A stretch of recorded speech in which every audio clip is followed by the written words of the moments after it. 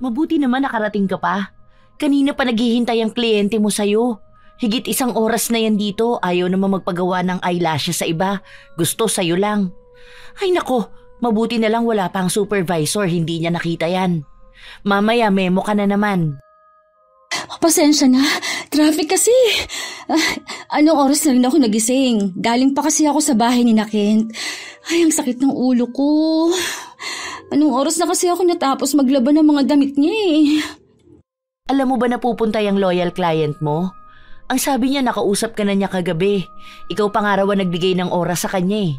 Ano ba naman yan, Carmela? Oo, nasabi niya sa akin. Nawala lang sa isip ko. Akala ko nasabi ko sa kanya na hapon pa. Pasensya na talaga. Lahat naman nawawala sa isip mo kapag kasama mo yung boyfriend mo. Mabuti pa ang paglalaban ng damit niya na aalala mo. Samantalang tong nagbibigay ng kabuhayan sa'yo, nawawala na ng space sa utak mo. Kumalma ka na, Amira. Ang aga-aga kinukunot mo yung noo mo. Bahala ka, maaga kanyang tatanda. Tingnan mo may mga lines na ang noo mo. Sige na, pupuntahan ko na siya. Ako na lang ang magpapaliwanag. Mabait naman yan. Nag-almusal ka na ba? Hindi pa. Malapit na rin naman mag-lunch eh. Mamaya na ako kain. Hay nako, inuuna palagi ang lalaki kaysa sa sarili. Sige, mamaya pagkatapos mo dyan sa kliyente mo mag-almusal ka muna.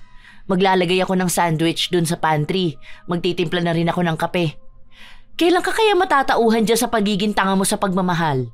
Yung lalaking pinapaaral todo asikaso, tapos pinapabayaan ng sarili na alam na sasabak sa trabaho maghapon. Nako talaga! Ngiti lamang ang iginawad ni Carmela sa kanyang kaibigan. Higit 2 dekada na silang magkaibigan ni Amira at sanay na siya sa ganoong asta nito. Natural na ang pagiging prangka at maldita ni Amira, lalo na kapag hindi niya gusto ang ginagawa ng kanyang kaibigan. 4 na taon na ang relasyon ni Carmela sa kanyang nobyo at kahit na ganun sila katagal ay hindi pa rin boto ang kaibigan niya sa kanilang relasyon. Mabilis lang ding natapos ang kanilang araw at 100 lang naman ang uuwian ng magkaibigan, kaya sabay na silang umalis ng trabaho. Samahan mo muna ako, bibili lang ako ng pagkain. Gusto ko ng manok eh. Saan ka ba bibili? Masyado yatang malaki yung half lechon na bibilin mo. Ay pwede rin naman para may pambaong ka bukas. Hatian mo na lang ako, baka kasi hindi ako makapagbaon ng ulam. Ako na lang ang bahala sa kanin. Hindi, bakit naman yun ang bibilhin ko? Ang mahal kaya nun, alam mo naman na nagtitipid ako. Maghahanap ako ng mura lang, sana may tig-15. Anong mahal dun? Ikaw naman ang kakain at aabot pa naman yon hanggang bukas para may ipambabaon ka pa.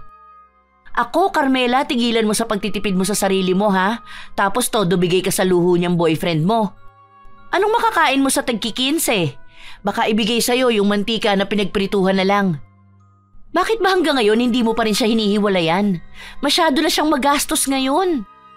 Bakit ko naman siya hihiwalayan? Mahal namin ang isa't isa at maayos naman kami. Nagbabago naman na siya at nakikita ko yon. Huwag lang sana yung mga babaeng malalande ang kusang lumalapit sa kanya. Alam mo naman sa panahon ngayon, hindi naman siya maglolo ko kung hindi siya inaakit ng mga yon.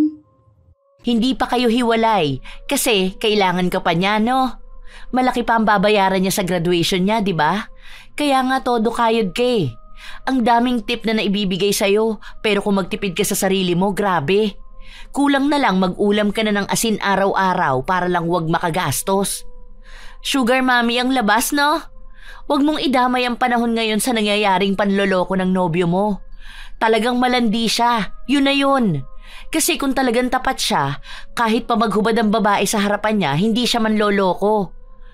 Tama na yan. Matalino ka naman kasi, Carmela.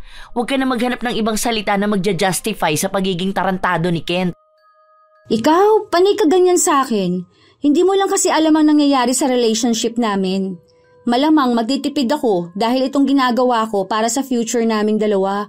Kapag nakapagtapos na siya at nagkaroon na ng magandang career, matutulungan na niya ako. May ibibigay na rin niya ang pangako sa akin na magandang buhay.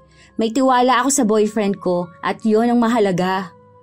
Hoy babaita, 23 years old pa lang yung boyfriend mo at ikaw 33 na. Sa 4 years na relationship nyo, ilang beses ka na niyang niloko sa babaeng mas bata sa'yo. Ipupusta ko lahat ng meron ako sa buhay ko. Kapag nakapagtapos yan, iiwan ka niyan. Yung pangarap at karera na pinapangako niya sa'yo, ibibigay niya yan sa babaeng mahal niya at hindi ikaw yon. Maniwala ka, kapag mahal ka ng lalaki, hindi ka niyan gagatasan ng ganyang kalala. Hindi niyan maaatim na ikaw ang bubuhay at magpapaaral sa kanya. Itong asawa ko, noong kami pa, nag-aaral yan habang nagtatrabaho. Partida ha, breadwinner pa siya sa pamilya nila. Pero galit na galit siya kapag naglalabas ako ng pera para sa kanya. Dahil sinasabi niya na naaapakan nun ng pagkalalaki niya. Tapos yung boyfriend mo, ultimo pambili ng sabon sa'yo pahihingin. Ang laki ng katawan masyadong pabigat. Tigas ng muka eh. Magkaiba naman kasi sila ng asawa mo. Bata pa to nung nakilala ko at ang layo ng age gap namin ha. Ako rin na nagpresenta nito dahil ayoko na mahirapan siyang pagsabay ng pag-aaral at pagtatrabaho. Ano ba naman itong usapan natin, Amira? Kung saan na naman ito mapupunta tapos mag-aaway na naman tayo. Yan kasing mga lumalabas sa bibig mo, hindi mo inaayos eh. Wala kang pakialam kung makakasakit ka ng tao. Ay talaga, hindi ko titigilan yung relasyon ninyo. Di bali na lang na maglupasay ka sa pag-iyak mo dyan kesa mag-settle ka sa taong hindi alam ang responsibilidad sa buhay. Nasasaktan ka sa mga salita ko dahil alam mong totoo. Tama na sinabi, Amira. Nagpapasama lang naman akong bumili ng uulamin ko. Pinapangaralan lang kita dahil kapag nagmamahal ka, nawawala yung utak mo. Tinakpan ni Carmela ang kanyang tenga upang hindi marinig ang paulit-ulit na sinasabi sa kanya ng kaibigan. Sa paglipas ng mga araw, naging mahigpit ang dalaga sa kanyang gastusin, lalo pa at nalalapit na ang pagtatapos ng kanyang nobyo. Nagbigay siya ng malaking halaga dahil may kailangang bayaran si Kent sa paaralan. Naubos ang ipon niya at nadagdagan pa ang kanyang mga utang. Isang gabi, nagtungo siya sa bahay ng kanyang nobyo upang bigyan ito ng sorpresa. Dala niya ang sapatos na gustong-gusto ni Kent. Magandang gabi po, tita. Andyan po ba si Kent? Ay, oo nga po pala, may dala po akong grocery. Dumaan po ako kanina. Binilhan ko na rin po kayo para po may stock kayo. Kinuha ng nanay ni Kent ang dala niyang plastic at sinabi na nasa loob ng kwarto ang kanyang nobyo. Agad din naman na nagpunta roon ang dalaga. Pagtayo niya sa tapat ng pinto, bumukas ito at may isang babae na lumabas. Labis ang pagtataka niya dahil ngayon niya lang nakita ang babae na yon. Kung susumahin ay bata pa ito. Kung hindi kaedad ng kanyang nobyo, maaaring mas bata ng 2 taon. Balingkinita ng katawan, maputi at kulay abo ang buhok. Hindi maikakaila na maganda ang babae na yon. Sino yon? Andito ka pala, babe. Kamag-anak namin yon. Pinsan namin sa father side. Halika. Kanina ka pa ba? Bakit hindi mo ko sinabihan na pupunta ka ngayon? Sana nag-chat ka man lang sa akin para ako na ang sumundo sa'yo sa kanto. Ngayon ko lang siya nakita. Bakit nandito siya sa loob ng kwarto mo? Nakiligo lang siya. Kasi kanina may tao sa CR. Dito lang naman sa kwarto ko may bukod na banyo. Kaya sabi ko dito na lang siya kasi aalis siya ngayon eh. Mamaya pagbalik niya ipapakilala kita. Siya yung anak ng tito ko na nag-asawa ng mas bata. Naalala mo ba yung kwento ko sa'yo? Yung nag-abroad tapos doon nakakilala ng bagong asawa? Hindi ko alam kung naaalala mo pa siya. Matagal ko na kasing naikwento yun eh. Oo, naalala ko na. Kaya pala ngayon ko lang siya nakita eh. Kahit naman ako, ngayon ko lang siya nakita. Mga bata pa kami nung nagkasama kami. Kahapon lang yan dumating. Pag uwi ko galing school, andito na siya. So, anong ginagawa mo rito? Wala ka bang pasok ngayon? Ano yan? Kumusta naman ang pag-aaral mo? Gusto mo bang lumabas muna tayo? Ito palang gift ko sa'yo. Diba ito yung sapatos na gusto mo? Naalala ko ito yung tinuturo mo nung nasa mall tayo. Hala, talaga? Maraming salamat, babe. Alam mo ba na sobrang stress na ako? Tapos, bigla kang dumating na may dala nito? Grabe, ang swerte ko talaga sa'yo, babe. Alam mo palagi kapag kailangan kita. Salamat dito, ha. Wala yon. Ang mahalaga sa akin, masaya ka. Deserve mo yan dahil wala kang ibang ginawa kundi ang pagbutihin ng pag-aaral mo. Siyempre, paanong hindi ko pagbubutihin ang pag-aaral ko? Gusto ko nang maibigay sa'yo ang magandang buhay na deserve mo. Sa susunod, sa bahay ka nalang mag-aalaga ng mga anak natin habang ako naman ang gumagawa ng pera. Ikaw naman ang makakatikim ng kaginhawahan dahil deserve mo yun, babe. Nakakainis ka naman. Iniisip ko palang kinikilig na ako. Gusto ko yun. Para kapag uwi mo, maghahain na ako ng pagkain natin. Tapos, kapag wala kang pasok, lalabas tayo ng mga anak natin. Ay, ang sarap mangarap ng magandang buhay kasama ka. Hindi maikakaila ang tuwa na nararamdaman ni Carmela para sa kanyang nobyo. Dahil lahat ng mga sinasabi ni Kent ay pangarap na matagal na niyang nais na maranasan. Ang mga pangako na yon ang tangi niyang pinanghahawakan, kaya kahit na marami ang tutol sa relasyon nila, wala siyang pinapakinggan. Dahil para sa kanya, alam niyang tutuparin ng nobyo ang lahat ng mga sinabi nito sa kanya. Doon siya nanatili sa loob ng kwarto ni Kent.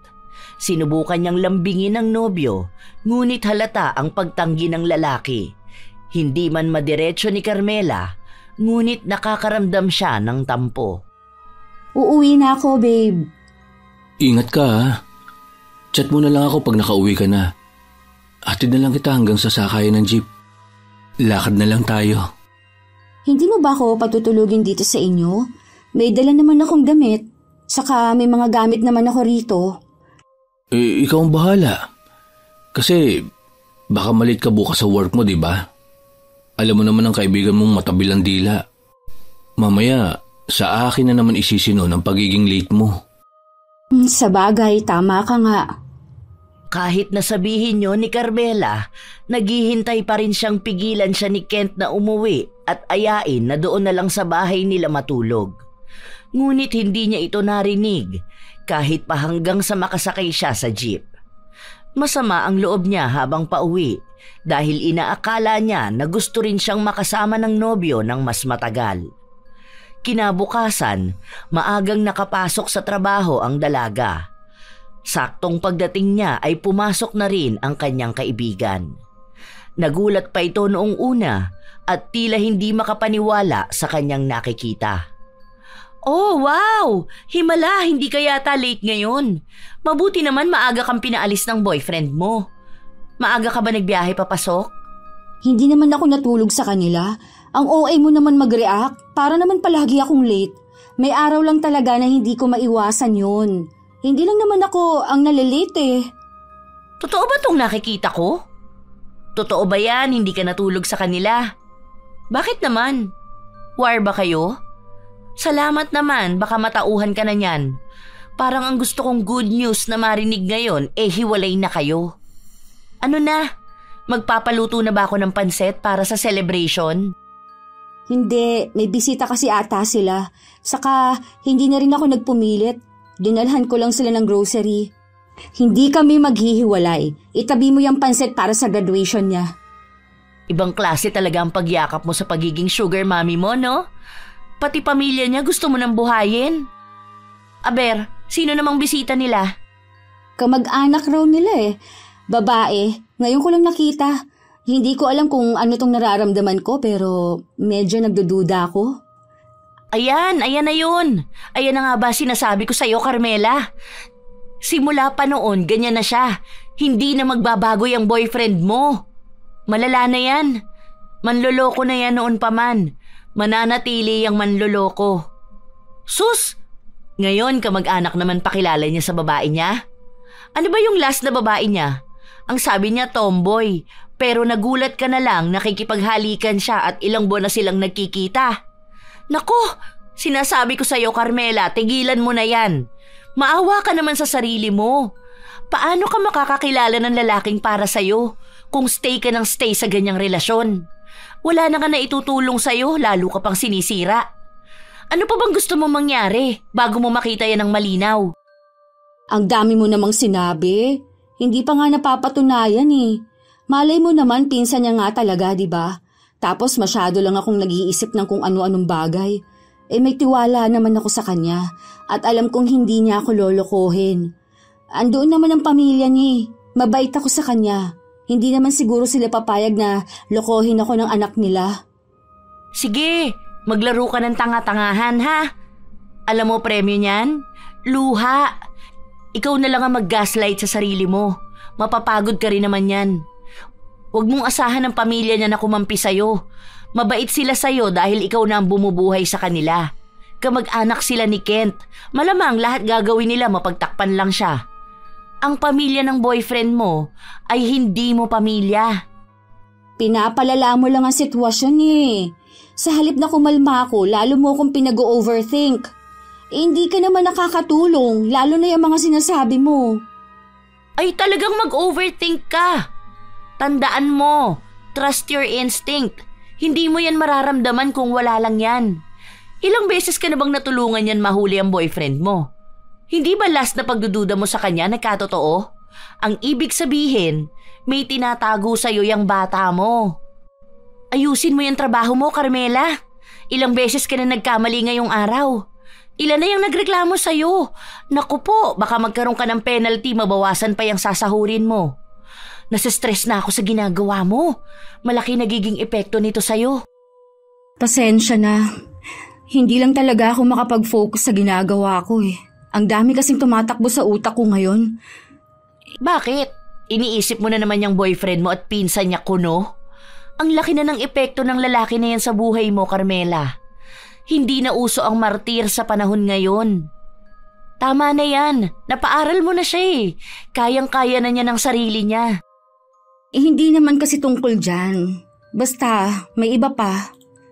Hindi mo ako maloloko. Kilala na kita. Alam ko kung saang bagay ka nagkakaroon ng problema. Naaawa na ako sa'yo, Carmela.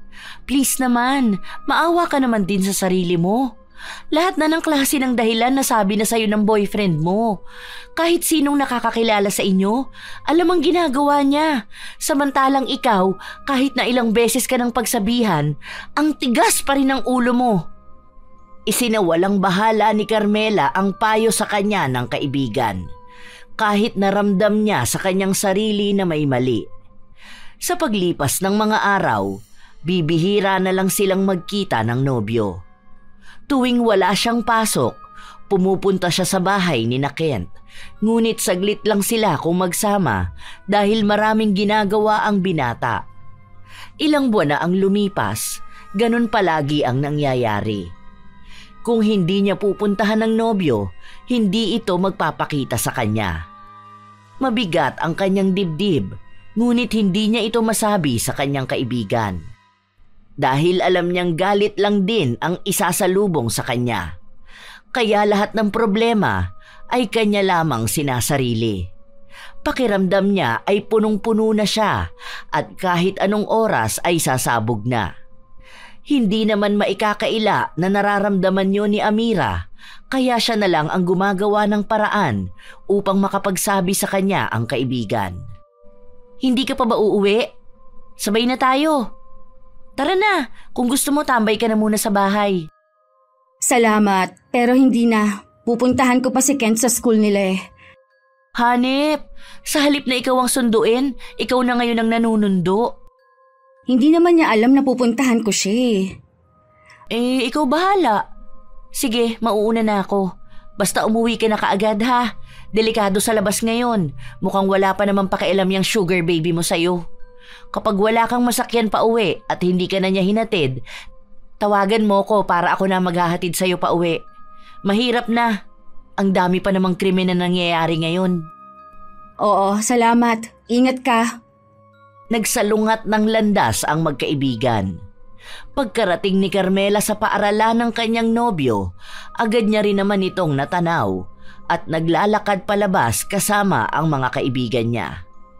Sandaling nanikip ang dibdib ni Carmela nang matanaw niya na may kahawak kamay ang nobyo at ang babae na yon ay ang pinsan na sinasabi ni Kent.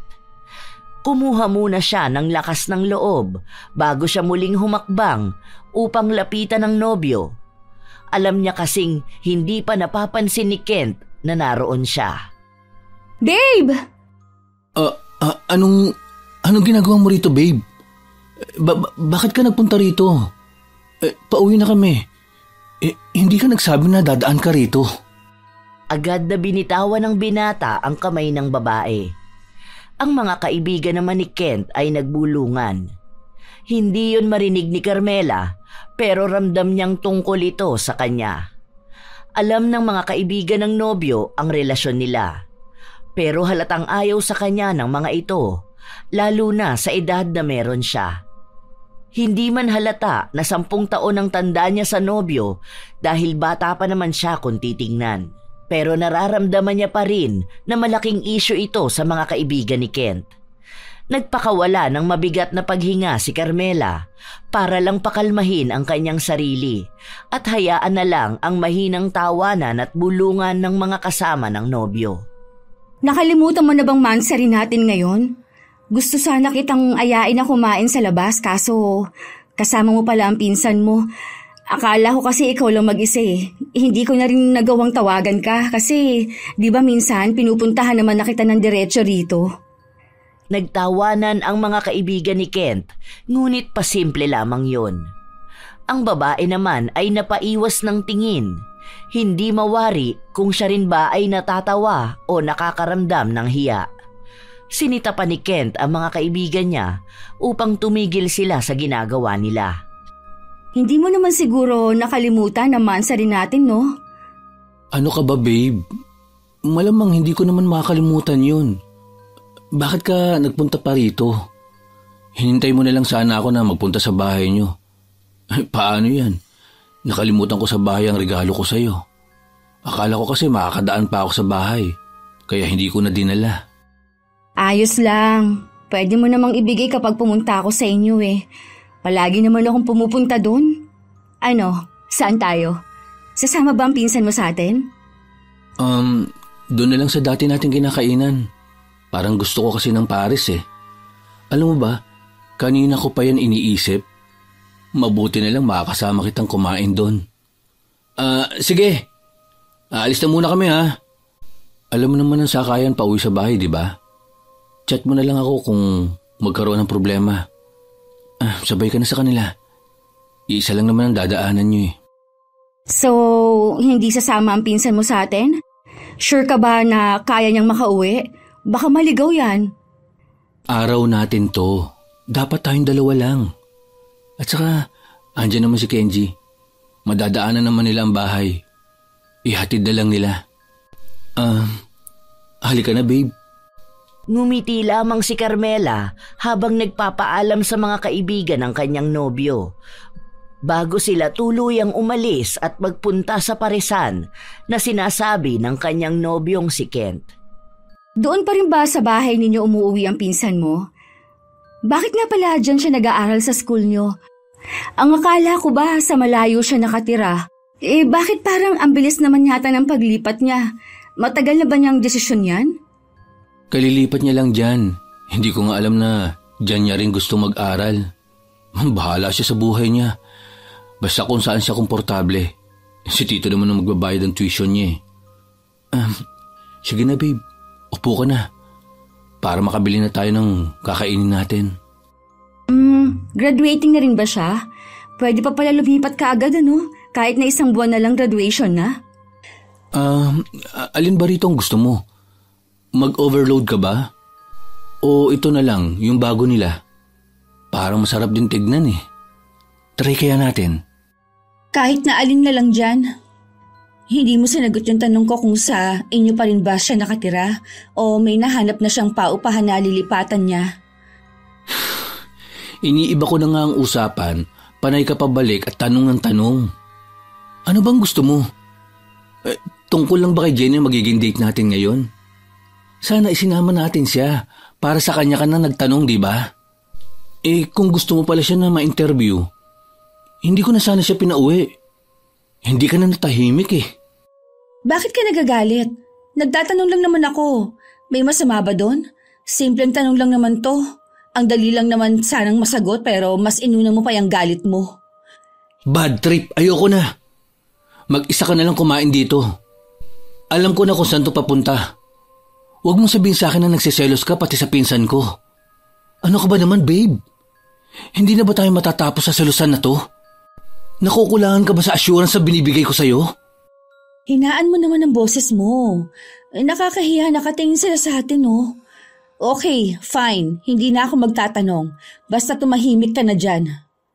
Ikaw na lang ang kumain. Wala na akong gana. Hihintayin na lang kita matapos kumain para makauwi na ako. Sino ba naman gaganaan kung lahat na lang gagawing issue? Sasabihan ko na lang sila mama na palayasin sa bahay si Jenny para matigil na yung kahibangan na pagdududa mo sa akin. Sorry na, babe. Hindi naman ako nagdududa. Gusto ko lang naman magtanong. Sige na, pili na tayo ng kakainin. Sorry na talaga. Mag-sorry ka pero nasira mo na ang mood ko. Ang ayos-ayos natin eh. Tapos ganyan ka aasta? Sana hindi mo na lang ako pinuntahan, di ba? Masaya tayo eh. Gumagawa ka kasi ng ikagagalit ko. Ganito ba ang gusto mo? Maging toxic ang relationship natin? Mag-aaway tayo palagi? Sorry na, please. Oo na, kasalanan ko na to. Hindi ako nag-iisip. Huwag ka nang magalit. Ilang beses pang pinilit ni Carmela ang kanyang nobyo para lang hindi sila magkagalit. Kumalma naman si Kent at ipinagpatuloy nilang ipagdiwang ang kanilang espesyal na araw. Simula ng gabing yon, hindi na naalis sa utak ni Carmela ang tungkol kay Jenny. Nais niyang malaman ang tunay na ugnayan nila ni Kent. Dahil ang mga sinasabi sa kanya ng nobyo, tila ba may ibang kahulugan. Bit-bit niya ng matagal ang katanungan sa kanyang utak. Nakatulala ka dyan. Ano na naman yung iniisip mo? Ha? Hindi naman ako nakatulala. Hindi nakatulala? Kanina ka pa nakatitig dyan sa pader. Muntikan ko na ang pagkamala na tumatagos ang tingin mo dyan.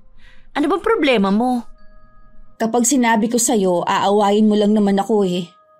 Tungkol sa boyfriend mo? O sige na, depende pa sa ikukwento mo kung aawayin kita. Anong nangyari?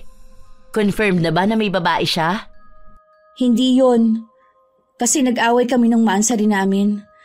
Pinag-awayan namin ng pinsan niya. Nagtatanong lang naman ako sa kanya eh, pero mas inuna niya pang magalit. Ayun, nagsorry na lang ako. Nagpipigil na ako ng galit. Alam mo, grabe ka manipulahin ng lalaki na yan. Para lang matigil ka sa pagtatanong, uunahan ka niya ng galit. Tapos ikaw naman to si tanga, tamang sorry para lang magkabate. Ikaw pa ang madalas naglalambing sa kanya kaysa ikaw ang nilalambing. Ano ba naman yun? Ilang beses ko na tong sinabi sa'yo ah. Darating ang araw, nagigising ka, nasa harapan mo na ang lahat ng sagot dyan sa mga tanong mo. Sana naman, ito na ang huling beses na magpapaloko ka, Carmela. Hindi ka na bata. Sana naman, mas unahin mong pakinggan ang isip mo kaysa sa damdamin mo. Hindi na kumibo pa si Carmela dahil unti-unting pumapasok sa kanyang isipan ang sinasabi ng kanyang kaibigan. Ngunit gusto pa rin niyang subukang ayusin ang relasyon nila ni Kent. Kumakapit pa rin siya sa pagmamahal niya para dito at sa mga pangako ng binata para sa pag-abot ng mga pangarap nilang magkasama. Sa araw ng graduation ni Kent, nagpunta si Carmela habang ang pagdududa niya kay Jenny ay hindi pa rin naaalis. Wala si Jenny noong mismong araw ng graduation at ang sabi sa kanya ng magulang ng nobyo ay umuwi ito ng probinsya dahil nagkasakit ang ama nito. Hindi naman na muli pang nagdagdag ng katanungan ang dalaga dahil ayaw niyang mag-ugat na naman yon ng away. Hindi niya nais na masira ang masayang araw ng nobyo. Congrats, babe! Masaya ako para sa'yo. Natupad na rin ang pangarap natin. Grabe, sobrang proud ako sa'yo. I love you. I love you too. Maraming salamat sa tulong mo, babe. Ito na yun. Malapit na ako makabawi sa'yo. Kapag nagkaroon ako ng magandang karir, madadala na rin kita sa magandang lugar. At doon tayo bubuo ng magandang memories. At kapag kaya ko na talaga, pwede na tayo bumuo ng sarili nating pamilya. Magpapagawa tayo ng sarili nating bahay. Hindi na ako makapaghintay na maging asawa ka. Ano ka ba? Kinikilig naman ako sa mga sinasabi mo. Kaya hindi talaga nawala ang suporta ko sa'yo eh. Kahit ako, hindi na makapaghintay na tumira sa iisang bahay kasama ka. Isa talaga sa pinagpapasalamat ko ay ang mga sakripisyo mo, babe. Ang swerte ko talaga sa'yo dahil ako ang pinili mong mahalin. Gano'n naman talaga ang mag-partner, di ba? May magandang kinahantungan naman ng sakripisyo ko. Isa pa, ikaw rin naman ang nag-push sa sarili mo para maabot mo yan. Sinaportahan lang kita. Siguro naman, hindi ka na ngayon naaawayan ng kaibigan mo. Kaya talaga, nagpursige rin ako. Ayaw kita mapahiya. Ang dami pa naman yung sinasabi tungkol sa atin. Ayan, supalpal siya ngayon. Nakatapos ako ng pag-aaral. Maghintay lang siya. Patutunayan ko mabibigyan kita ng magandang buhay. Hayaan mo na si Amira. Ganun lang talaga yon. Basta ako, proud na proud ako sa lahat ng ginagawa mo. Masaya nilang ipinagdiwang ang graduation ni Kent. Malaking pera ang nailabas ng dalaga, lalo na at siya ang sumagot ng ipinanghanda ng nobyo. Hindi na niya iniisip ang pera dahil mahalaga sa kanya ay kung ano ang ikasasaya ng binata. Naging maayos ang kanilang relasyon sa mga sumunod na buwan. Nawala ang pagdududa ni Carmela tungkol kay Jenny dahil nakikita naman niya na binibigyan na siya ng atensyon ng nobyo. Mag-isa si Carmela sa loob ng pantry habang nagtitimpla ng kape. Sinusubukan niyang tawagan ng nobyo, ngunit hindi ito sumasagot. Dahil sa pagiging abala niya, hindi niya namalayan na pumasok ang kanyang kaibigan sa loob. May trabaho na ba ang boyfriend mo? Nakakagulat ka naman. Hindi kita napansin na pumasok. Gusto mo rin ba ng kape? Para kang kabote kung sumulpot. Salamat na lang, kakakapi ko lang kanina eh. So ano nang ganap sa buhay ng sugar baby mo? Tapos mo na siyang pag-aralin. Ano nang ginagawa niya sa buhay? Hindi mo na talaga inalis yung pagtawag sa kanya na sugar baby ha. Mamaya may makarinig na iba, isipin na totoong ginagatasan niya lang ako. Saka ayaw na ayaw ni Kent na naririnig ang salita na yan. Kahit naman daw 10 years ang age gap namin eh, hindi niya ako tinuring na matanda. Please naman Amira, tawagin mo na lang siya sa pangalan niya. Siyempre paniniwalaan mo siya. Dakilang utu-utu ka eh. Anong hindi ka nakikita bilang mas matanda? Halata namang magkaiba kayo ng generation. Ano naman kung marinig niya? Totoo naman na ginagawa kanyang sugar mommy, tapos tuwang-tuwa ka naman. Grabe ka naman. Ramdam ko naman talaga na hindi niya ako tinuturing na mas matanda pa sa kanya. Tatagal ba kami ng 4 years kung paniniwalaan niyang sabi-sabi ng iba tungkol sa age gap? Nasa right age naman na siya. May iba nga dyan, nasa 20 years ang gap eh. Basta, wala kami tinatapakang tao. Ang gusto lang namin, magmahalan. Wala naman akong ibang hinihiling sa'yo kundi suportahan ako kung saan ako magiging masaya. Kaso, ikaw pa tong number 1 basher. Basher talaga ako dahil ayokong ginaganyan ka. Alam mo ba kung bakit siya nagstay sa'yo ng 4 years? Scholar mo ba naman eh? Masaktan ka na sa mga sinasabi ko. Real talk lang to, Carmela. Bahala ka dyan. Basta maayos kami. Kapag nagpakasal kami, kakainin mo yung mga panlalait mo sa relasyon namin. Magkaibigan tayo, pero hindi mo man lang tinitignan ang mga sinasabi mo sa akin kung nakakasakit ka ba. Sana naman minsan, magkaroon ka ng konsiderasyon na tao ako. May nararamdaman. Hindi yung akala mo kumakausap ka ng pader na walang pakiramdam. Kaya nga ako concerned dahil magkaibigan tayo. Alam ko at nakikita ko ang ginagawa niya sa'yo. Sige, tingnan natin kung hanggang saan tatagal yung pinaglalaban mong relasyon. Pero sinasabi ko sa'yo, ngayon na-graduate na siya, ipupusta ko pati buhay ko, magbabago yan dahil hindi ka na niya kakailanganin. Hindi na kumibo pa si Carmela. Lumabas siya ng pantry na bit-bit ang kape. Inaamin niya na nasasaktan siya sa mga salitang sinabi sa kanya ng kaibigan niya at nakakaramdam din siya ng kaba na maaaring magkatotoo yun. Kinabukasan, wala siyang pasok kaya nagpunta siya sa bahay ng nobyo. Ngunit ang sabi ng nanay ni Kent, wala ito roon at 1 linggo nang hindi umuuwi ang binata. Dahil doon ay nakaramdam ng pag-aalala si Carmela. Saan po ba ang boarding house niya? Hindi pa po kasi ako nakakapunta ron pero ang sabi niya sa akin, malapit lang sa trabaho niya. 1 sakay lang daw ng jeep. Pwede ko siyang puntahan ngayon kung alam ko lang po sana kung saan. Hindi kasi ako mapakali. Sinabi ng ginang na hindi niya alam ang eksaktong lokasyon dahil hindi daw sinabi sa kanya ng kanyang anak kung saan ba talaga siya nanunuluyan. Sinubukan naman ni Carmela na tawagan ang kanyang nobyo, ngunit hindi ito sumasagot. Ano kayang nangyari kay Kent? Kagabi pa siya hindi tumatawag sa akin. Naku, baka naman nagkasakit na siya. Dapat kasi alam ko kung saan siya tumutuloy ngayon para kung sakali man na may sakit siya, mapuntahan ko kaagad. Hindi ako mapapanatag nito hanggat hindi ko siya nakakausap. Ayoko ng ganitong pakiramdam. Kinakabahan talaga ako. Ay naku po, sana maayos lang siya. Ano ba babe? Bakit ba hindi ka sumasagot sa tawag ko? Please, sagutin mo na to. Nakakainis naman.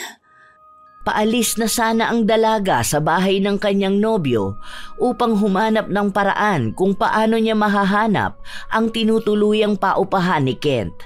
Ngunit pinigilan siya ng bunsong kapatid ng nobyo. Nasa edad 15 na ang bunsong kapatid ni Kent at ito na lang din ang nag-aaral sa kanila. Sinabi sa kanya kung saan nakatira ang kanyang kuya. Binalaan din siya ng dalagita na huwag niyang babanggitin kahit na kanino na siya ang nagturo. Hindi pa nakakapagtanong pabalik si Carmela, tumakbo na palayo ang kapatid ng nobyo. Tila ba may malaking lihim na nakabalot sa mga salitang binitiwan nito kanina. Bakit kaya ayaw niyang ipaalam na sinabi niya sa akin? Ay, ano ba itong nararamdaman ko? Parang may kung anong gumagalaw sa tiyan ko at konektado sa bilis ng tibok ng puso ko. Wala naman siguro to. Sana nga wala lang. Hindi na nag-aksaya pa ng oras ang dalaga. Agad niyang pinuntahan ang bahay na tinutukoy ng kapatid ni Kent. Hindi naman siya nahirapan dahil alam ng una niyang pinagtanungan ang bahay na hinahanap niya. Pagpunta niya roon, may tao siyang napagtanungan na doon din nakatira at sinabi sa kanya kung saan ang kwarto ng binata. Kahit na natagpuan na ni Carmela ang tinutuluyan ng nobyo, hindi pa rin mawala ang kaba sa kanyang dibdib. Alam niyang iba ang ibig sabihin ng kaba na yon, ngunit ayaw niyang pakinggan. Mas dumagdag pa sa gulo ng damdamin niya ang sinabi ng lalaki. Asawa niya? Kasama niya kamo ang asawa niya sa kwarto ngayon? May asawa si Kent? Kailan pa sila nagsama ng asawa niya? Napahawak sa dibdib si Carmela para pakalmahin ang kanyang sarili. Nag-aabang siya ng sagot mula sa lalaki at iniisip na nagkakamali lang siya ng sinabi, ngunit walang nagbago sa panayam ng lalaki. May kasama raw na babae si Kent nung lumipat doon at ang pakilala ay live-in partner nito. Nawala na ang matinong kaisipan ng dalaga. Sumugod siya sa kwartong bakas ang galit. Kahit pa man hindi siya sigurado kung tama ba ang sinabi ng lalaki o gumagawa lang ng paraan upang mag-isip siya ng malalim. Kent! Lumabas ka dyan! Kent! Buksan mo tong pinto! Ilang mabibigat na pagkatok sa pinto ang ginawa ng dalaga. May ibang taga-katabing kwarto pa na lumabas dahil maging sila ay nabulabog sa lakas ng sigaw at pagkatok ni Carmela. Ilang sandali pa ay bumukas na rin ang pinto. Ang bumungad sa kanya ay si Jenny na nakasuot ng manipis na damit. Halatang bagong gising lang ito. Wala rin siyang suot panloob, kaya doon tila nabigyan ng linaw ang kanina niya pang pagdududa. Anong ginagawa mo rito? Bakit magkasama kayo ni Kent sa loob? Nasaan si Kent? Agad na pumasok sa loob ang dalaga.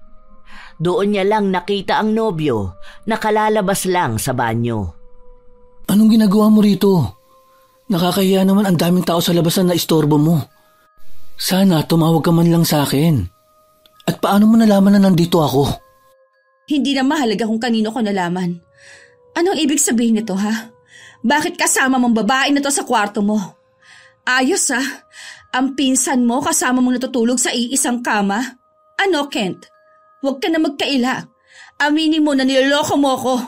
Ang sabi ng isang lalaki na kasama nyo rito, kasama mo ngayon ang live-in partner mo.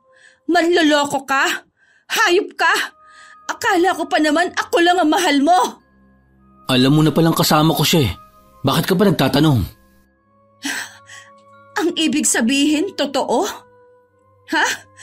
Ipinakilala mo sa akin bilang pinsan ng inaasawa mo? Walang hiya ka talaga. Ibang klase ng kababuyan mo sa sarili mo, Ken. Aray, ano ba? Tigilan mo na nga yung ginagawa mo.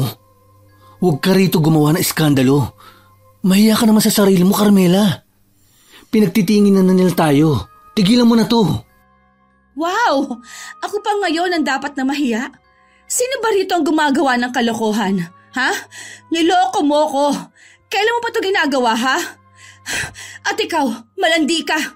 Alam mo na siguro na may girlfriend na lalaki na nilalandi mo, di ba? Iba talaga kapag babaeng makate. Ano ba? Huwag mo siyang saktan. Baka maapekto ng pinagbubuntis niya. Lalong hindi kita mapapatawad kung may masamang mangyari sa anak namin. Napalakas ang pagtulak ni Kent kay Carmela, kaya bumagsak ang dalaga sa sahig.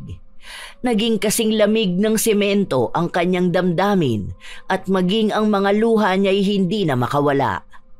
Hindi siya makapaniwala na ang lalaking iniisip niyang makakasama sa panghabang buhay, ang lalaki palang sisira sa kung paano niya tingnan ang mapait na parte ng pag-ibig. Anong sabi mo? Anak ninyo?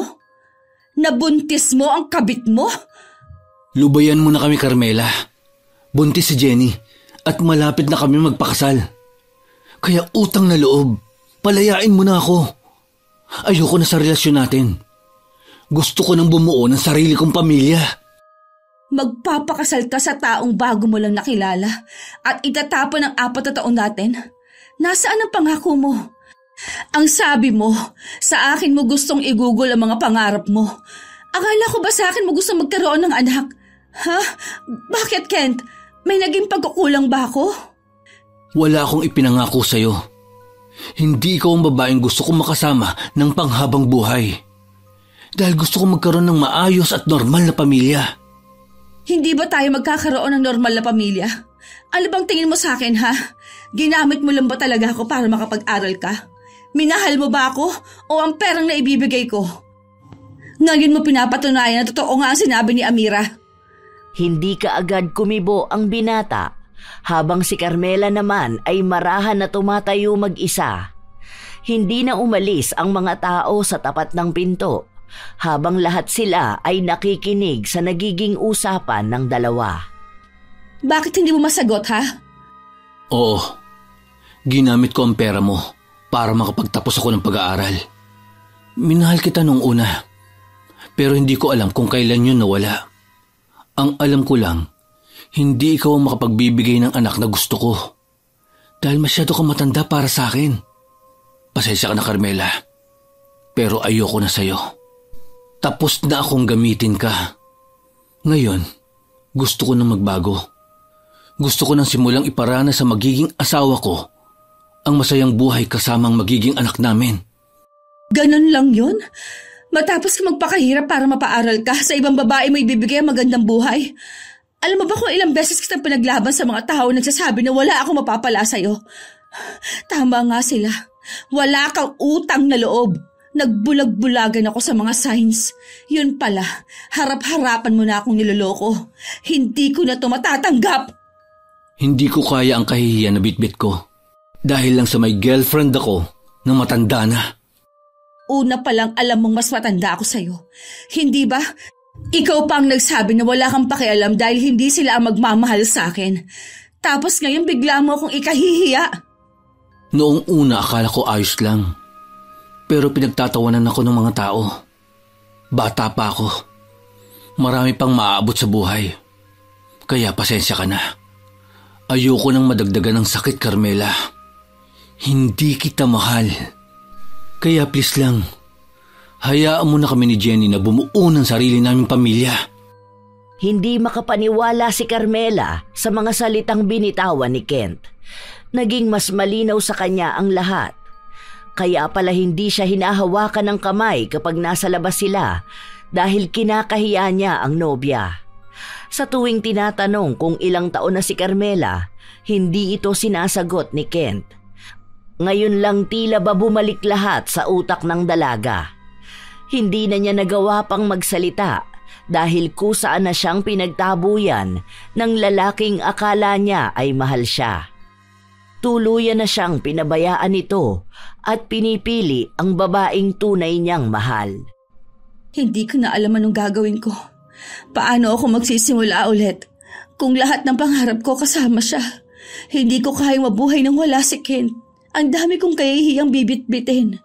Pinaglaban ko siya. Tapos kayong pinatunayan niyang tama lang ang babala sa akin ng mga tao. Magkaiba pala talaga ang mahal kaysa kailangan lang. Dahil sa mga nangyari, hindi magawa ni Carmela na sabihin sa kaibigan ang mga natuklasan niya. Ngunit kahit hindi niya ito aminin, nararamdaman ni Amira na may kakaiba sa kanya. Sa paglipas ng mga araw, madalas na tulala lamang si Carmela. Hindi siya umiiyak, pero durog na durog ang kanyang buong pagkatao. Wala na siyang pangarap dahil pakiramdam niya ay wala na siyang karapatan. Malaki ang epekto sa kanya ni Kent dahil buong buhay niya ay inalay niya sa lalaking itatapon lang siyang parang basura. Gusto mo bang sumama sa amin? Birthday ng inaanak mo, balak naming mag-outing. Pwede ka naman magpaalam ng leave para makapagpahinga ka rin. Hindi yung ganyan na palagi kang nakatulala dyan. Baka kailangan mo ng maaliwalas na kapaligiran. Hindi ko alam. Gusto ko lang mapag-isa. Hayaan mo na lang muna ako. Kahit hindi mo sabihin sa akin, alam kong hiwalay na kayo. Nakita ko post ng nanay niya. Kinasal na pala sila ng babae na pinalit niya sa'yo. Imagine, sa loob lang ng 4 months nagawa niyang pakasalan ng babae. Ikaw na 4 years, binali wala lang. Wala talaga sa taon yan eh. Kapag gusto ng lalaking magpakasal, pinipili nila ang babaeng kasama nila noong handa na sila, hindi ang babaeng kasama nila nung naghahanda pa lang sila sa buhay. Hindi kumibo si Carmela. Umiwas lamang siya ng tingin dahil pakiramdam niya ay nanlalamig na ang kanyang kaluluwa. Masaya na si Kent sa piling ng babae na ipinalit sa kanya habang siya ay nagdurusa pa rin sa pagmamahal na hindi nasuklian. Sumama ka na sa amin para makapag-relax ka naman. Huwag mo sayangin ang buhay mo sa nakaraan yun ng lalaki na yun. May makikilala ka pa ring lalaki na magmamahal sa'yo. Isipin mo na lang na malaking aral yan sa'yo. Huwag mo na ulit gagawin magpaaral ng lalaki, lalo na kung wala naman talagang planong piliin ka kapag nakuha na niya ang pangarap niya. Sa paglipas ng mga araw, walang nagbago kay Carmela. Araw-araw siyang nagdurusa at nangungulila sa pagmamahal ni Kent. Hinahanap-hanap niya ito at nagbabaka sakali siya na isang araw ay bumalik ang binata at humingi ng tawad sa kanya. Ngunit base sa mga nakikita at nababalitaan niya, nasa maayos na kalagayan na ang pamilyang binuo ni Kent. Maganda ang trabaho niya at siya ang bumubuhay sa asawa nito na hindi niya pinagtrabaho kahit minsan. Kaya naman pala niyang gawin yun eh, na siya ang magsasakripisyo para sa mahal niya. Yon ang matagal ko nang sinasabi sa'yo pero hindi mo maintindihan dahil mahal na mahal mo siya. Ngayon, mukhang natatauhan ka naman na. Hayaan mo na lang na karma ang bumawi sa kanya dahil sa panggagamit na ginawa niya sa'yo. Ang gawin mo na lang matutunang gumawa ng paraan kung paano ka ulit magiging masaya. Andito lang ako palagi sa tabi mo. Alam mo naman na kahit matabilan dila ako at masama ang ugali ko, hindi kita pababayaan dahil kaibigan kita. Sana nakinig na lang ako sa'yo nun. Hindi sana ganito kasakit. Ako ang bumuo ng pangarap niya para lang ibigay ang tagumpay sa ibang babae. Ang sakit eh. Sobrang sakit. Damahin mo lang ang sakit. Huwag mong pigilan ang sarili mo. Makakatulong yan para mailabas mo lahat ng galit mo. Para kapag naging maayos ka na, wala ka ng panghihinayangan sa nakaraan. Hindi ako papahayag na magdurusa ako ng matagal habang masaya siya. Kung durog ako ngayon, dapat parehas kami. Walang magiging masaya. Naging bato na ang puso ni Carmela. Wala na siyang nararamdaman kundi ang galit at kung paano siya makakapaghiganti. Kaya nang nabalitaan niya ang tungkol sa isang mambabarang, hindi siya nagdalawang isip na puntahan yon. Hindi niya sinabi sa kaibigan ang gagawin niya. Dahil pagdating sa mga ganoong bagay ay hindi siya papayagan ni Amira. Galing sa isang relihiyosong pamilya si Amira, kaya hindi siya naniniwala sa pagganti gamit ang itim na kapangyarihan. Ngunit ito lamang ang tanging naiisip ni Carmela para maipaghiganti ang sarili niya. Gusto kong buhayin mo siya para mas pagdusahan niya ang galit na nararamdaman ko. Paunti-unti, pasakit ng pasakit, walang kamatayan. Hindi na niya madama pa ang awa dahil pakiramdam niya ay habang buhay niya lang din dadalhin ang sakit na dinulot sa kanya ni Kent. Nang matapos ang ritual, nagpatuloy si Carmela sa kanyang buhay. Hindi niya pa alam kung may nangyari na ba sa pambabarang niya sa dating kasintahan dahil hindi pa naman niya ito muling nakikita. Inuunti-unti na rin niyang baguhin ang kanyang sarili. Hindi lamang sa panlabas na anyo, kundi maging ang kanyang pag-uugali. Nagiging malamig na siyang makitungo sa lahat. Pwede ba tayong mag-usap kahit na saglit lang? May mga concern lang sana ako. Tungkol sa trabaho? Tungkol sa'yo. Anong concern ba yan? Maayos naman ako ah. Nakikita mo naman siguro.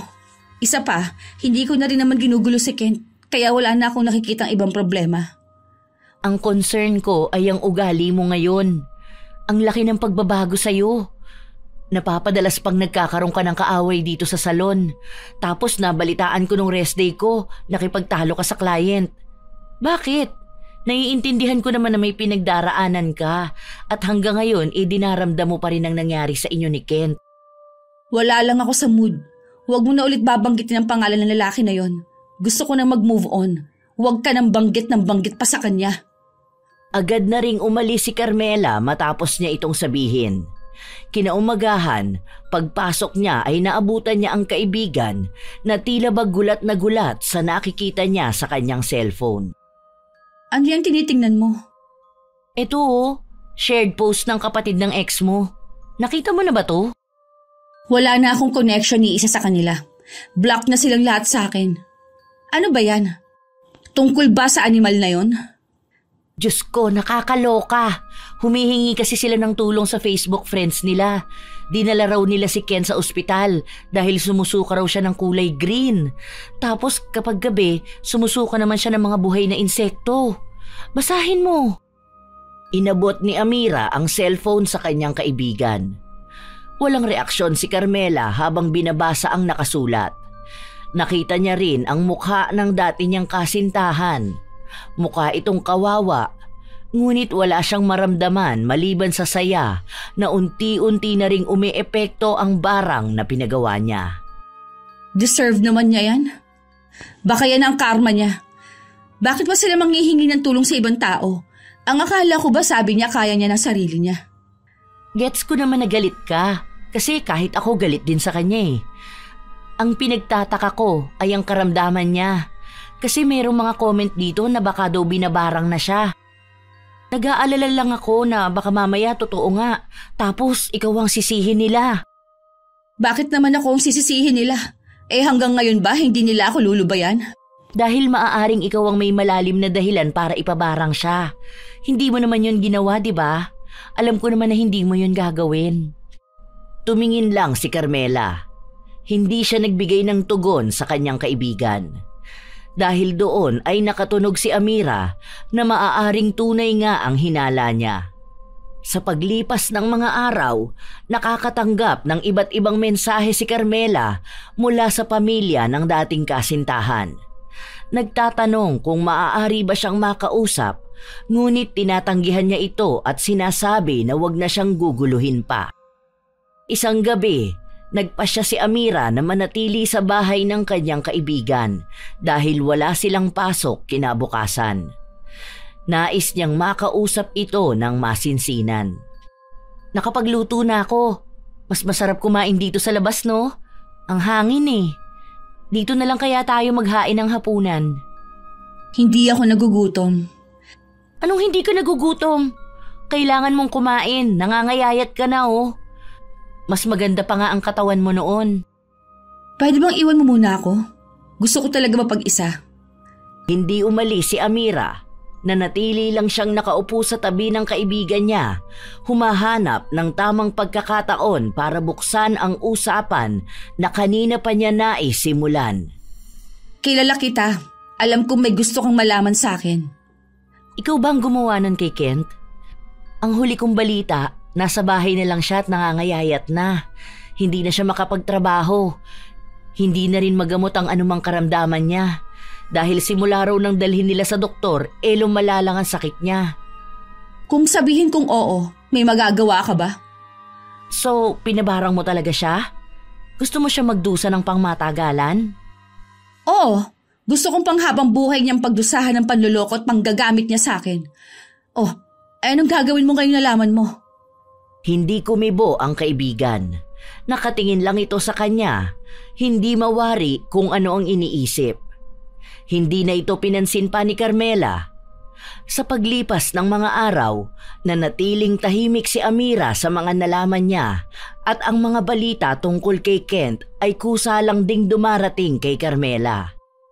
Hanggang isang araw, nagpunta sa kanilang salon ang asawa ni Kent at hinahanap si Carmela. Saglitin mo na lang kausapin. Paalisin mo na lang kung ayaw mo. Kanina pa kasi siya naghihintay sa'yo eh. Lumabas si Carmela at naabutan niya si Jenny na halatang kapapanganak pa lamang. Nang makita siya ng babae ay umiyak ito sa harapan niya at nagmakaawa na puntahan si Kent dahil yun ang hiling ng kanyang asawa. Bakit ako magpupunta ron? 1 taon nang nakalipas simula na maghiwalay kami. Anong kailangan niya sa akin?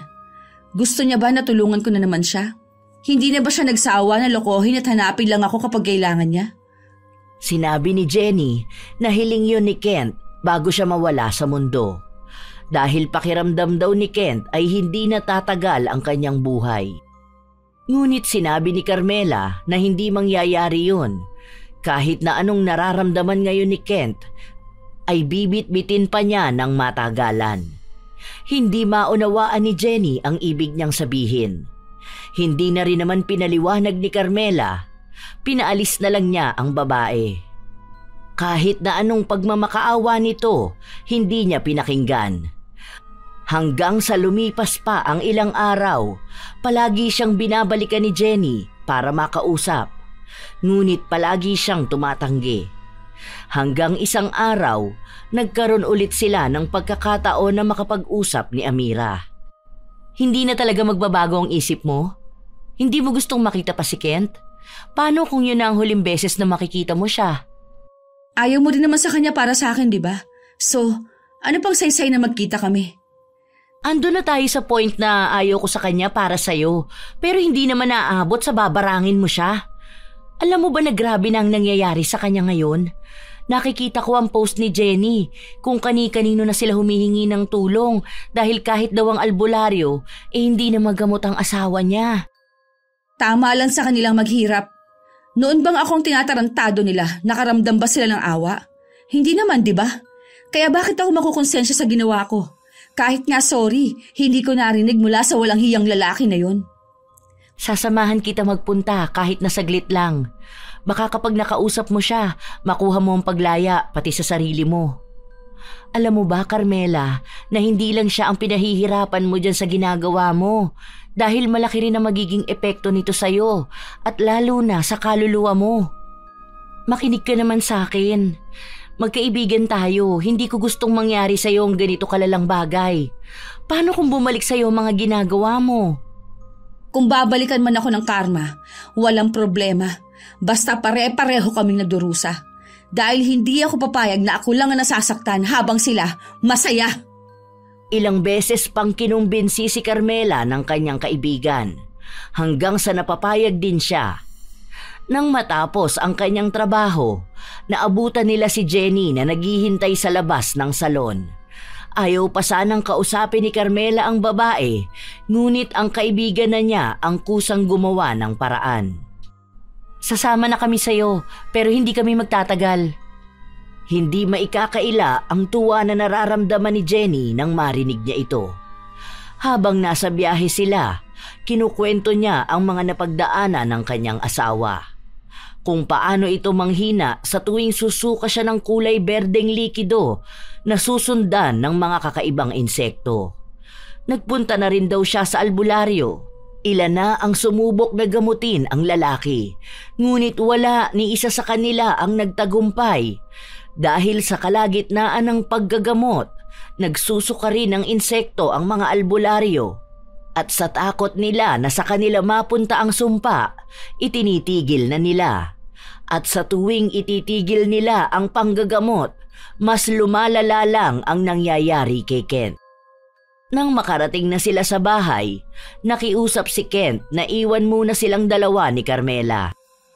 Malamig naman ang tingin ng dalaga sa dating kasintahan na walang kalakas-lakas na nakahiga lamang sa kama.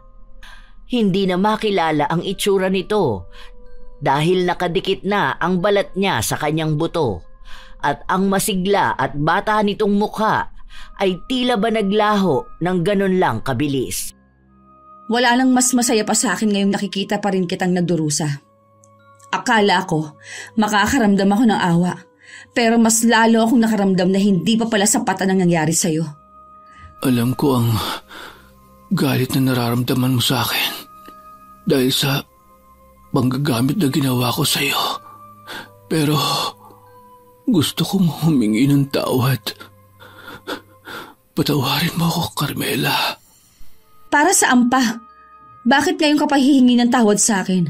Kung hindi mo pa yan mararanasan, hindi mo pa maiisip ang mga katarantaduhang ginawa mo sa akin? Matagal ko nang gustong humingi ng tawad sa iyo. Hindi ko lang alam kung paano ko gagawin. Napaatras si Carmela matapos na masuka sa sahig ang dating kasintahan.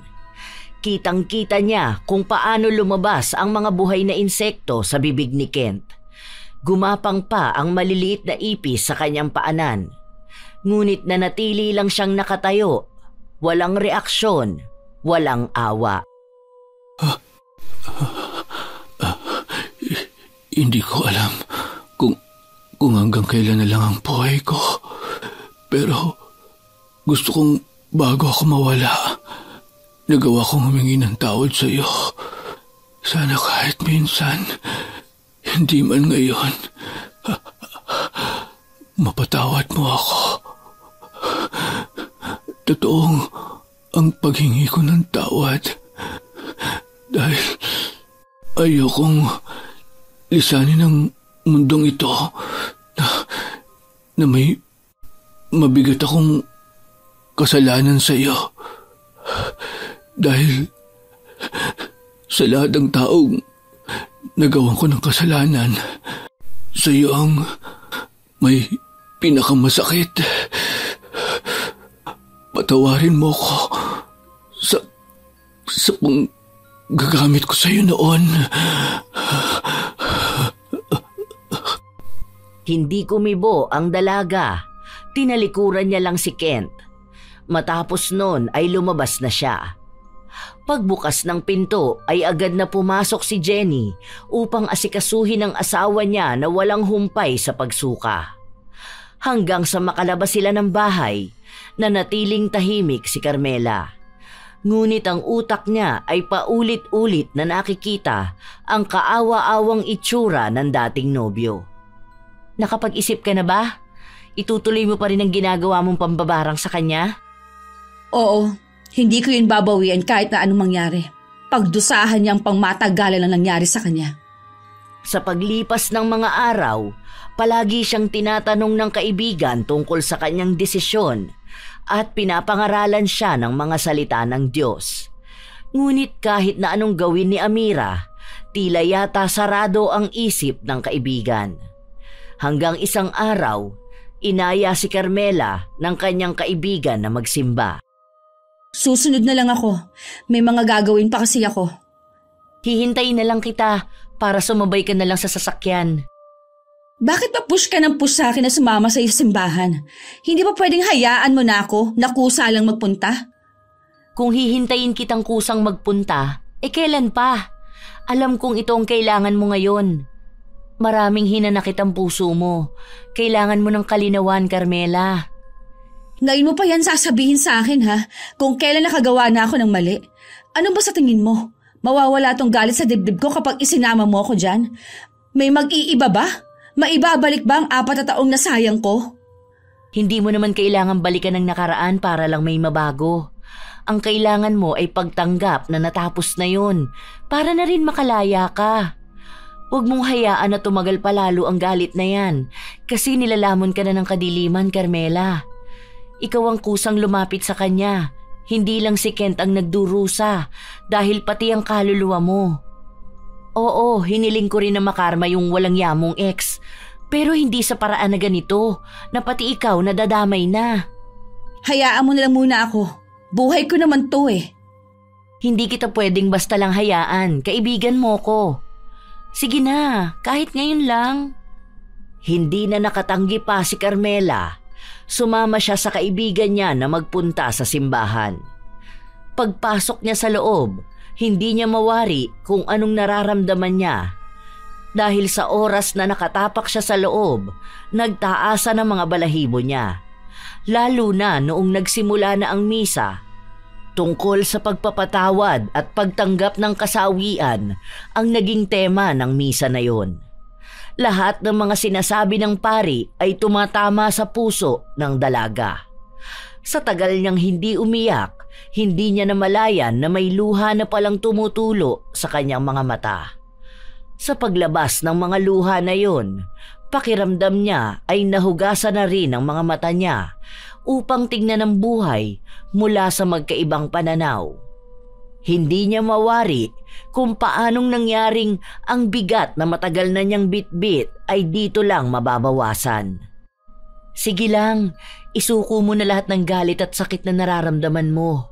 Kapag naging magaan na lahat, makikita mong deserve mo maging masaya nang hindi na kinakailangan na sakta ng iba. Hindi napigilan ni Carmela na umiyak. Bumuhos ng tuluyan ang mga luha niya at ang kaibigan niya ay nakayakap lamang sa kanya habang hinahagod ang kanyang likod. Hinahayaan lamang siyang maglabas ng hinanakit niya dahil alam ni Amira kung gaano kabigat ang bitbit ng puso niya. May katagalan din ang inabot ng iyak ng dalaga hanggang sa tuluyan na siyang huminto at nagpunas ng kanyang mga luha. Ang sama kong tao, Amira. Paano ko nagawang umanib sa itim na kapangyarihan para lang mailabas ang galit ko? Hindi ka masamang tao, Carmela. Nagkamali ka lang ng nilapitan. Nasaktan ka at naiintindihan ko na ang gusto mo ay mabigyan lang ng katarungan ng nararamdaman mo. Pero hindi ibig sabihin nun na napakasamang tao mo na. Huli na ba ang lahat sa akin? Hanggat alam mo ang mga naging pagkakamali mo, kahit kailan hindi magiging huli ang lahat. May pag-asa ka pa. Dahil ngayon pa lang nagawa mo ng isuko ang galit mo. Alam mo na rin kung paano mo aayusin ang lahat sa buhay mo. Lumabas sila na may magaan na kalooban at klarong kaisipan si Carmela. Kinabukasan nun ay pinuntahan niya ang mambabarang at sinabing gusto na niyang ipabawi ang ritual na ginawa nila kay Kent. Pinaliwanag ng mambabarang na sa oras na gawin niya yon, mawawala na siya ng kontrol sa lalaki dahil maaaring balikan siya nito kung gagaling na siya. Hindi ko na kailangan pang isipin kung gaganti siya sa akin pabalik. Ang gusto ko na lang ngayon, magkaroon ng payapang kaisipan at buhay. Tinuloy ng mambabarang ang pag-alis ng sumpa. Simula ng araw na yon ay nagpasya na rin si Carmela na magpakalayo-layo dahil nais niyang kilalanin muli ang kanyang sarili.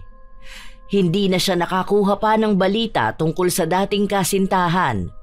Ang huli niya lang nalaman ay umalis na si Kent ng bansa at doon na maninirahan ng pangmatagalan.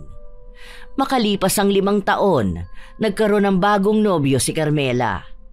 Naging maayos ang samahan nila hanggang sa tuluyan na silang nagpakasal. Bumuo na rin siya ng kanyang sariling pamilya. Habang naglalakad siya mag-isa sa mall, napansin niya ang mukha ng isang lalaking pamilyar sa kanya. Alam niyang kahit na kailan, hindi niya malilimutan ang mukha ng lalaking kinabaliwan niya. Kumusta ka na, Carmela? Long time no see. Ang balita ko, nanganak ka last year. Maayos naman ang buhay. Mabuti naman gumaling ka na. Hindi ko nga alam kung anong nangyari.